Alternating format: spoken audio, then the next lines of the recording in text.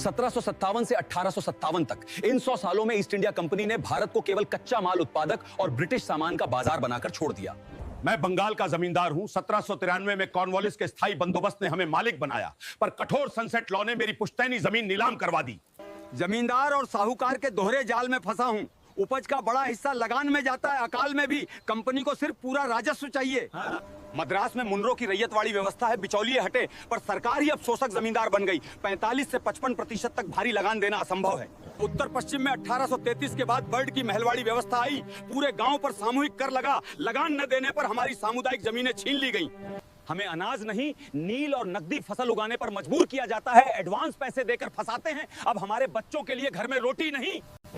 मैं ढाका का जुलाहा हूं। मैनचेस्टर की मशीनों के सस्ते कपड़े ने हमारी मलमल को मार दिया। 1813 के चार्टर एक्ट ने एक तरफा मुक्त व्यापार थोपा।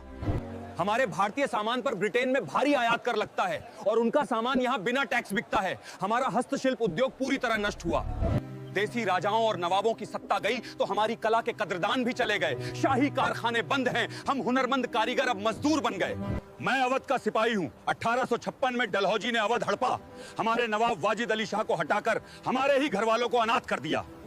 मैं अवध का तालुकदार हूं। 1856 के समरी सेटलमेंट ने मेरी जागीर छीनी। हजारों गांवों के मालिकाना हक रातों रात अंग्रेजों ने हमसे बेइज्जती से छीन लिए। मैं बंबई का जागीरदार हूं। 1852 के इनाम कमीशन ने कागज न दिखाने पर मेरी और 20,000 जागीरदारों की जमीनें जब्त कर ली।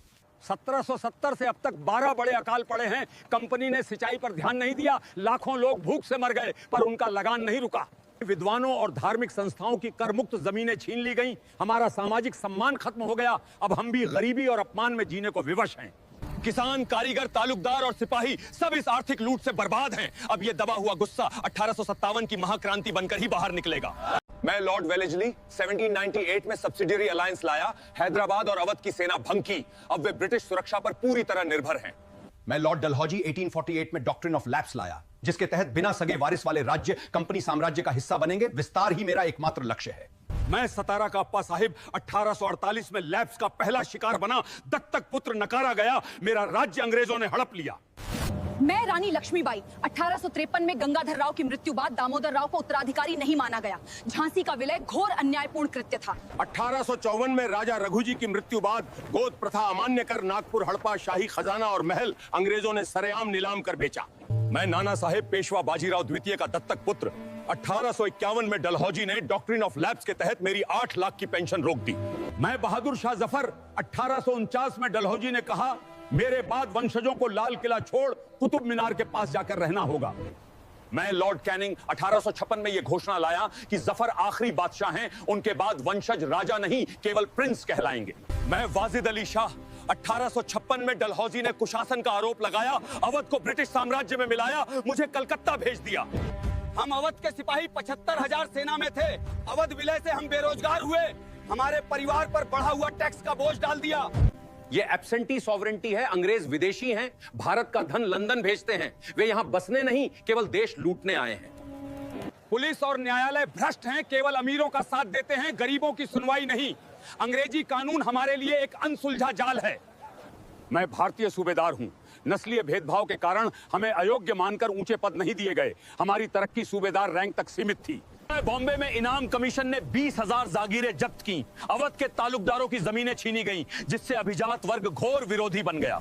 इन सभी राजनीतिक और प्रशासनिक कारणों ने बारूद का ढेर तैयार किया। बस एक चिंगारी की जरूरत थी, जो 1857 की क्रांति बनी। 1829 में बेंटिक और राजा राममोहन राय ने सती प्रथा बंद की। ये सुधार नहीं, हमारे धर्म और निजी कानूनों में अंग्रेजों का सीधा हस्तक्षेप है। 1850 में लेक्स लोसी एक्ट पास हुआ। अब बेटा ईसाई बनने पर भी संपत्ति का हकदार होगा। ये कानून सिर्फ धर्मांतरण को बढ़ावा देने की चाल है। बाजारों में मिशनरी पुलिस सुरक्षा में हमारे दीन की आलोचना कर रहे हैं। लगता है सरकार हमें जबरदस्ती ईसाई बनाने की अब पूरी योजना बना रही है। कैनिंग ने 1856 में विडो रीमैरिज एक्ट पास किया। विद्यासागर का प्रयास सही हो, पर विदेशी कानून द्वारा हमारे समाज को बदलना हमें बिल्कुल भी स्वीकार नहीं। अंग्रेजी शिक्षा मदरसों को खत्म कर रही है। अब मंदिर मस्जिद की जमीनों पर भी टैक्स लगा दिया है। ये हमारे अस्तित्व पर सीधी चोट है। मैं सूबेदार हूं, पर मुझे यूरोपीय रंगरूट से कम वेतन मिलता है। हमें सुअर कहा जाता है। तरक्की के सारे रास्ते हमारे लिए पूरी तरह बंद हैं। पहले सिंध पंजाब में लड़ने पर विदेशी भत्ता मिलता था। अब डलहौजी ने वो बंद कर दिया है। जान हम दें और वेतन काटा जा रहा है। 1854 के पोस्ट ऑफिस एक्ट ने मुफ्त चिट्ठी भेजने का अधिकार छीन लिया है। हम वर्दी में किसान हैं, हमारे परिवारों का दर्द अब बढ़ रहा है। 1856 में Canning general service enlistment act लाया, अब हमें समुद्र पार जाना होगा। काला पानी पार करना मतलब हमारा धर्म और जाति पूरी तरह भ्रष्ट होना। हम 75,000 सिपाही अवध से हैं। 1856 में नवाब को हटाना हमारा राष्ट्रीय अपमान है। यह हमारे परिवारों को बेरोजगार और बेघर कर रहा है। सरकार ने नई एनफील्ड राइफल पेश की है। इसे लोड करने के लिए कारतूस दांतों से काटना पड़ता है। यही सारी मुसीबत की अब जड़ है। सिर्फ कारतूस ही नहीं, सस्ते आटे में हड्डियों का चूरा मिलाया गया है। अंग्रेज हमारा धर्म भ्रष्ट करके हमें ईसाई बनाना चाहते हैं। दम में खबर है कि कारतूसों में गाय की चर्बी है। गाय हमारी माता है, इसे दांत से काटना महापाप है। मैं अब हिंदू नहीं रहूंगा। ग्रीस में सुअर की चर्बी मिली है जो इस्लाम में हराम है। ये दोनों धर्मों के खिलाफ साजिश है। अब हम अपनी वफादारी तोड़ देंगे। हथियारों में बदलाव हुआ है। नई एनफील्ड राइफल आई है जिसमें गाय और सुअर की चर्बी वाले कारतूसों का उपयोग करना हमारा धर्म भ्रष्ट कर रहा है। ये बैरकपुर छावनी बंगाल है। हम 34th नेटिव इन्फेंट्री के सिपाही हैं। अफवाह नहीं, ये सच है। धर्म पर हमला अब हम कतई बर्दाश्त नहीं करेंगे। मैं मंगल पांडे 34वीं बंगाल नेटिव इन्फेंट्री का सिपाही। 29 मार्च 1857 आज फिरंगियों के खिलाफ बगावत की पहली आवाज मैं इसी परेड ग्राउंड से उठाऊंगा। सार्जेंट मेजर ह्यूसन और लेफ्टिनेंट बाग पर मैंने गोली चलाई। ये मात्र विद्रोह नहीं, ये भारतीय स्वाभिमान और धर्म की रक्षा का पहला घोषित युद्ध है। मैं जमादार ईश्वरी प्रसाद हूँ। मैंने पांडे को गिरफ्तार करने से मना कर दिया। हुक्म की नाफरमानी की सजा मौत है, पर मैं अपनों से गद्दारी नहीं करूंगा। 8 अप्रैल 1857 को मंगल पांडे को फांसी दी गई। ईश्वरी प्रसाद को भी मृत्युदंड मिला। हमारी 34वीं नेटिव इन्फेंट्री को 6 मई को पूरी तरह भंग कर दिया गया।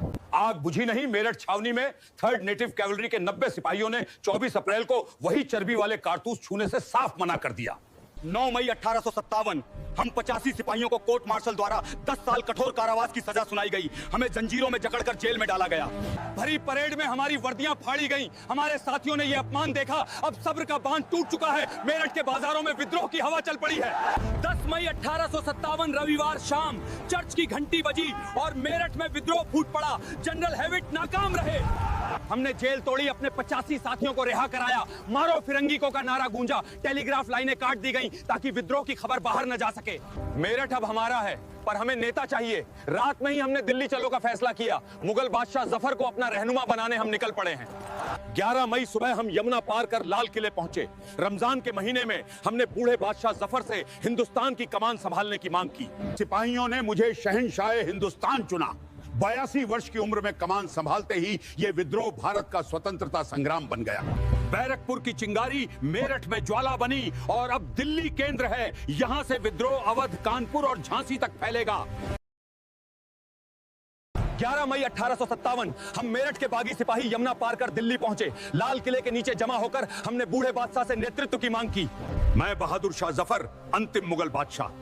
मेरे पास न फौज थी न खजाना, फिर भी सिपाहियों के दबाव में मैंने उनका नेता बनना स्वीकार किया। विद्रोह को वैधता देने मुझे शहंशाह हिंदुस्तान घोषित किया गया। मेरा नाम ही विद्रोहियों के लिए एकता का प्रतीक और सिंबल ऑफ यूनिटी बन गया।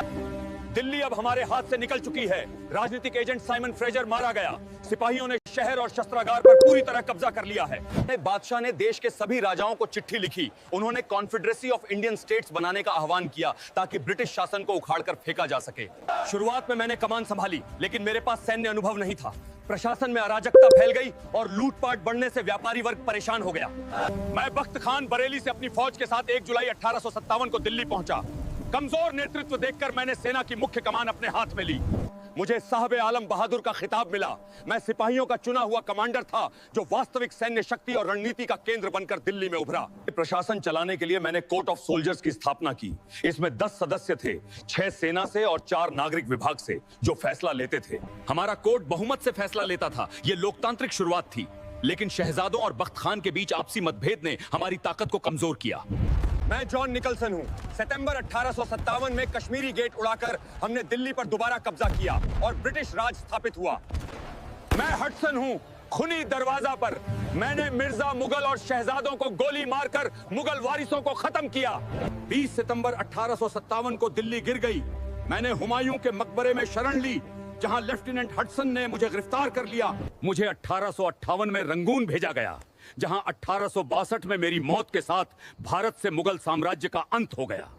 दिल्ली का पतन विद्रोह के लिए बड़ा झटका था। बख्त खान लखनऊ चले गए। यह साबित हुआ कि केवल साहस काफी नहीं, योग्य नेतृत्व भी जरूरी था। मैं बेगम हजरत महल। 1856 में डलहौजी ने कुशासन के आरोप लगाकर अवध हड़प लिया। ये अपमान ही 1857 विद्रोह का मुख्य कारण बना। मैं 7th अवध इन्फेंट्री का सिपाही। 4 जून 1857 को हमने हथियार उठाए और ब्रिटिश रेजिडेंसी को घेरना शुरू किया। वाजिद अली शाह के कलकत्ता जाने के बाद मैंने कमान संभाली। सभी तालुकेदारों और किसानों को एकजुट कर अंग्रेजी हुकूमत को कड़ी चुनौती दी। मैं बिरजिस कादिर जुलाई 1857 में 11 वर्ष की आयु में नवाब बना और मां की सरपरस्ती में हुकूमत चलाई। मैं अवध का तालुकेदार। समरी सेटलमेंट 1856 से जमीन छीनी गई, इसलिए हमने बेगम और नवाब का पूरा साथ दिया। मैं मौलवी अहमदुल्लाह 30 जून 1857 चिन्हट युद्ध में लॉरेंस को हराया। इस जीत ने रेजिडेंसी का घेरा सख्त किया। मैं हेनरी लॉरेंस चीफ कमिश्नर। विद्रोहियों का दबाव बढ़ने पर हमने ब्रिटिश रेजिडेंसी में शरण ली, जहां हालात बहुत नाजुक और भयानक हैं। मैं कर्नल इंग्लिश 4 जुलाई 1857 लॉरेंस की गोले फटने से मृत्यु के बाद कमान संभाली। रेजिडेंसी में भुखमरी और बीमारी तेजी से फैल रही है। इस लड़ाई में हिंदू मुसलमान एक होकर लड़े। हमने चर्बी वाले कारतूसों का विरोध किया और अंग्रेजों को अवध से उखाड़ फेंकने की कसम खाई। मैं जनरल हैवलॉक सितंबर 1857 में आउटरम के साथ पहुंचे, लेकिन हम खुद रेजिडेंसी में फंस गए। घेरा तोड़ना नामुमकिन लग रहा था। मैं कॉलिन कैम्पबेल नवंबर 1857 में सेना लेकर लखनऊ पहुंचा। हमने लोगों को सुरक्षित निकाल लिया, पर शहर अभी भी विद्रोहियों के पास था। मार्च 1858 में कैम्पबेल ने गोरखा रेजिमेंट की मदद से लखनऊ पर दोबारा कब्जा किया। सेना कमजोर पड़ने पर हमें शहर छोड़ना पड़ा। अंग्रेजों ने मुझे पेंशन और शर्तों पर समझौता करने को कहा। मैंने साफ इनकार किया। गुलामी की जिंदगी से बेहतर मुझे संघर्ष मंजूर था। मैं बेटे बिरजिस कादिर के साथ नेपाल चली गई। वहाँ राजा ने शरण दी। अवध विद्रोह शांत हुआ, पर इतिहास में अमर हो गया। 1879 नेपाल में बेगम की मृत्यु हुई, जिन्हें महल परी कहा जाता था। वो वीरांगना थीं, जिन्होंने कभी अंग्रेजों के आगे घुटने नहीं टेके। मैं नाना साहेब पेशवा बाजीराव द्वितीय का दत्तक पुत्र। 1851 में डलहौजी ने डॉक्ट्रिन ऑफ लैप्स के तहत मेरी 8 लाख की पेंशन रोक दी। मैं अजीमुल्लाह खान नाना का सलाहकार। लंदन में पेंशन की अपील खारिज होने पर मैंने भारत लौटकर विद्रोह की रणनीति और प्रचार का जिम्मा संभाला। 5 जून 1857 को कानपुर में सिपाहियों ने विद्रोह किया। उन्होंने मुझे अपना नेता चुना और हमने अंग्रेजी खजाने और शस्त्रागार पर कब्जा कर लिया।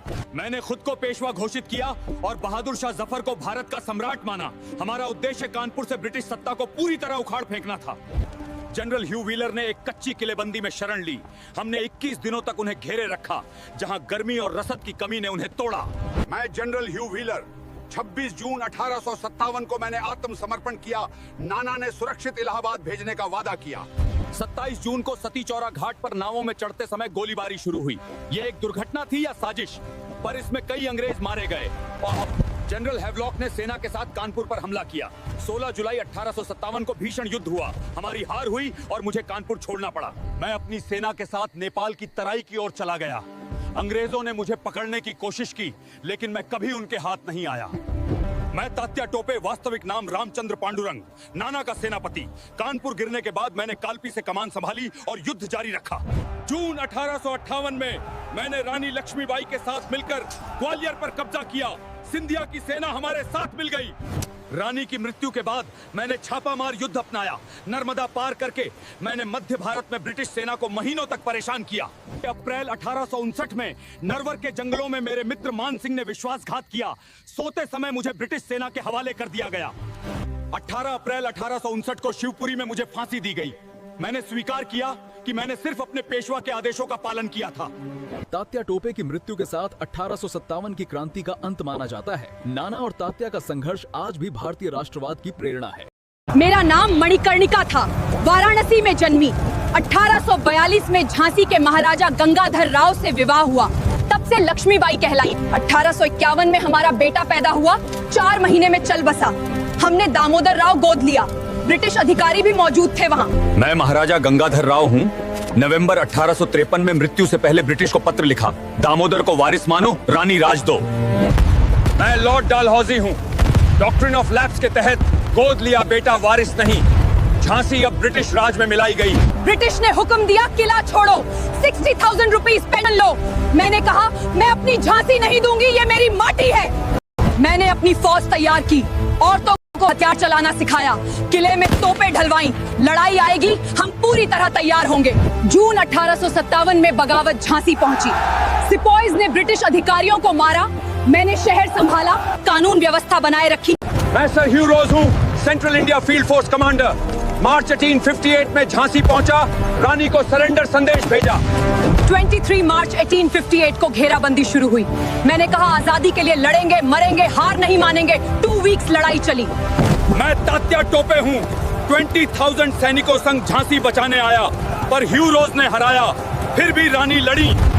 किला गिर रहा था। रात में दामोदर पीठ पर बांधा, घोड़े बादल पर बैठी, दीवार से कूदी, कालपी की तरफ भागी। कालपी से ग्वालियर पहुंचे। 1 जून 1858 को तात्या टोपे संग किला जीता। सिंधिया भागे। 17 जून 1858 कोटा की सराय आखिरी लड़ाई। मर्दों के कपड़े पहने लड़ी। 18 जून गोली लगी। रानी मारी गई। मैंने लिखा इस विद्रोह में सिर्फ एक मर्द था और वो औरत थी। मैं कुंवर सिंह हूँ, बिहार के जगदीशपुर का जमींदार। 80 साल उम्र में 25 जुलाई 1857 दानापुर सिपॉइज कमांड लिया। 27 जुलाई अर्राह कब्जा किया। मेजर विंसेंट आयर ने 3 अगस्त वापस लिया। जगदीशपुर पैलेस जला, पर मैं हारा नहीं। मैं गेरिला वॉरफेयर मास्टर था। दिसंबर 1857 लखनऊ पहुंचा। रेबल लीडर्स मिला। मार्च 1858 आजमगढ़ कब्जा। ब्रिगेडियर डगलस ने पीछा किया। गंगा पार करते समय बाह में गोली लगी। इन्फेक्शन रोकने को हाथ काटकर स्वयं गंगा में अर्पित किया। 23 अप्रैल 1858 को कैप्टन ले ग्रैंड हारा। जगदीशपुर फोर्ट पर झंडा फहराया। 26 अप्रैल को मृत्यु हुई। मैं मौलवी अहमदुल्ला शाह हूँ, फैजाबाद से। टंका शाह कहलाया। जनवरी 1857 अंग्रेजों ने कैद किया। जून सिपाहियों छुड़ाया। 30 जून 1857 को चिन्हट लड़ाई में मैंने बरकत अहमद संग हेनरी लॉरेंस हराया। ये विद्रोह की बड़ी जीत थी। अंग्रेज मुझे अवध विद्रोह का लाइट हाउस कहते थे। मैंने फैजाबाद लगभग 1 ईयर आजाद रखा। मेरे सिर पर 50,000 रुपीज इनाम था। 5 जून 1858 को पवाया में राजा जगन्नाथ सिंह से मिलने गया। भाई ने गोली मारी, सिर काटकर अंग्रेजों को सौंपा। मैं खान बहादुर खान हूँ, हाफिज रहमत खान का पोता। 31 में 1857 को बरेली में इंडिपेंडेंस घोषित की। हिंदू मुसलमान एक साथ लड़ने का आह्वान किया, लेकिन कॉलिन कैम्पबेल ने 1858 में बरेली पर कब्जा किया। मैं नेपाल भागा, पर जंग बहादुर ने ब्रिटिश को सौंपा। 24 फरवरी 1860 को फांसी दी गई। मैं ब्रिगेडियर जनरल जॉन निकोलसन हूँ। 14 सितंबर 1857 को कश्मीर गेट हमला किया, गोली लगी। 21 सितंबर दिल्ली गिरा। मैं कैप्टन विलियम हॉटसन हूँ। 20 सितंबर 1857 को बहादुर शाह गिरफ्तार किया। अगले दिन 3 बेटों को खूनी दरवाजा गोली मारी। रिवॉल्ट सिर्फ नॉर्थ सेंट्रल इंडिया में फैला। साउथ इंडिया, पंजाब, बंगाल शांत रहे। देश का 25% एरिया, 10% पॉपुलेशन शामिल हुई। रिवॉल्ट फेल हुआ। पहला कारण सेंट्रल लीडरशिप अभाव। बहादुर शाह 82 साल के, लीड नहीं कर सके। कोई कॉमन प्लान नहीं। मैं जयाजीराव सिंधिया हूँ, ग्वालियर का महाराजा। रिवॉल्ट में ब्रिटिश का साथ दिया। हैदराबाद निजाम, कश्मीर, राजपूताना राजाओं ने भी साथ दिया। मैं सिख गुरखा सैनिक हूँ। ब्रिटिश मदद की। दिल्ली जीत में 4900 सोल्जर्स में 2/3 इंडियन थे। रिबल्स के पास मॉडर्न वेपन्स नहीं थे। तलवारें, पुरानी बंदूकें थीं। ब्रिटिश के पास एनफील्ड राइफल्स, टेलीग्राफ था, मूवमेंट ट्रैक करता था। मार्च 1858 लखनऊ गिरा। जून 1858 झांसी रानी शहीद। अप्रैल 1859 तात्या टोपे फांसी। रिवॉल्ट कुचला गया। मैं लॉर्ड कैनिंग हूँ, इंडिया का वाइस रॉय। 1 नवंबर 1858 को क्वीन विक्टोरिया प्रोक्लेमेशन पढ़ी। कंपनी राज खत्म, क्राउन शुरू। मैं क्वीन विक्टोरिया हूँ। गवर्नमेंट ऑफ इंडिया एक्ट 1858 पास हुआ, कंपनी एबोलिश्ड, सेक्रेटरी ऑफ स्टेट बना, क्राउन अंडर आई। प्रोक्लेमेशन में प्रॉमिस किया इंडियन प्रिंसेस राइट्स रिस्पेक्ट होंगे, डॉक्ट्रिन ऑफ लैप्स खत्म, धार्मिक मामलों हस्तक्षेप नहीं, सब्जेक्ट्स को इक्वल ट्रीटमेंट।